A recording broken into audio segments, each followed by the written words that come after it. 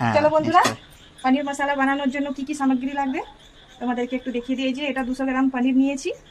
পনিরগুলো এরকম ভাবে কিউবসে কেটে নিয়েছি। আর মশলার মধ্যে লাগবে এটা আদা রসুন, কাঁচা লঙ্কা, একটা মিডিয়াম সাইজের পেঁয়াজ, 2টো এলাচ, আর একটু 3টা মিডিয়াম সাইজের বেশি করে একটু টমেটো লাগবে বন্ধু।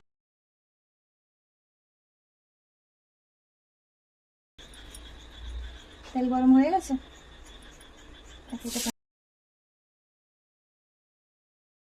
এরকমই ভাবে পনিরটা ভেজে নিব। বেশি ভাজবো না বন্ধুরা, না হলে পনিরটা শক্ত হয়ে যাবে, খেতে ভালো লাগবে না।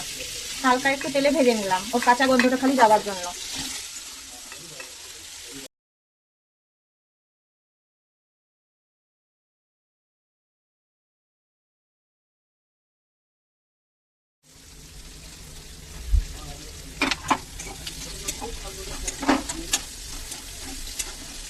পেঁয়াজটা হালকা ভাজা ভাজা হয়ে গেছে, এখন টমেটোটা দিয়ে দিব।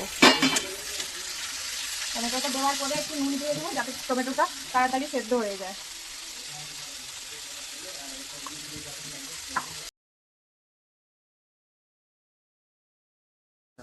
খানিকক্ষণ হয়ে গেছে বন্ধুরা, এখন চাপা খুলে দেখবো টমেটোটা সেদ্ধ হয়েছে কিনা।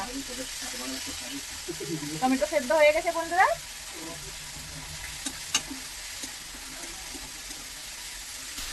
এটা একটু তুলে রাখবো ঠান্ডা হওয়ার জন্য।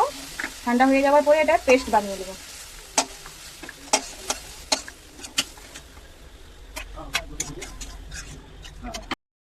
মশলা ঠান্ডা হয়ে গেছে বন্ধুরা, এখন এটাকে পেস্ট বানিয়ে নেব।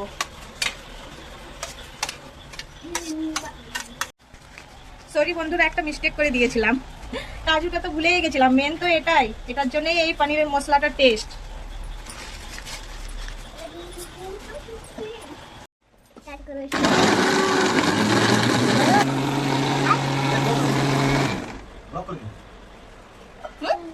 পেস্ট বানিয়ে নিয়েছি।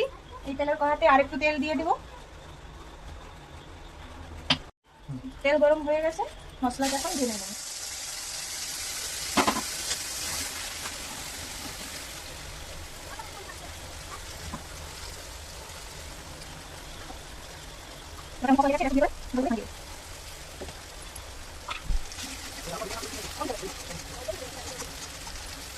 মশলা দিয়ে দেবো, হলুদ গুঁড়ো, জিরে গুঁড়ো, ধনে গুঁড়ো আর লবণ। লবণটা একটু হিসাব করে দেবো, কেন কি এর আগে লবণ দেওয়া আছে।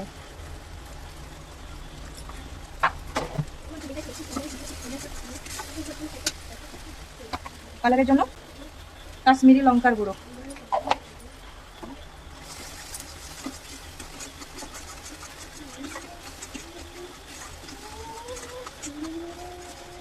এই যে একটু চিকেন মশলা দিয়ে দেবো। আপনারা চাইলে দিতেও পারেন, না হলে নাও দিতে পারেন।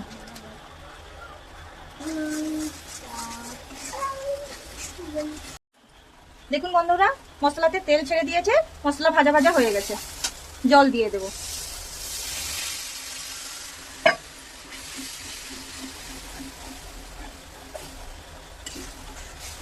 মশলা যখন ফুটে আসবে তখন এর মধ্যে পনির দিয়ে দেব।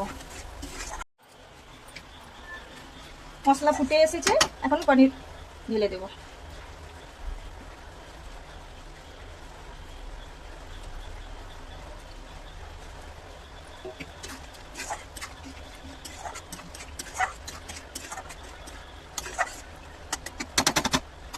পনির মশলা রেডি হয়ে গেছে বন্ধুরা, এখন গ্যাসটা অফ করে দেব। গ্যাসটা অফ করে দেওয়ার পরে এটার স্বাদ বাড়ানোর জন্য এটা সেম রেস্টুরেন্টের মতো স্বাদ আনার জন্য একটু বাটার দিয়ে দেবো। বাটার দিয়ে চাপা দিয়ে রাখবো, খানিকক্ষণ 5 মিনিট চাপা দিয়ে রাখবো, দিয়ে সার্ভ করবো।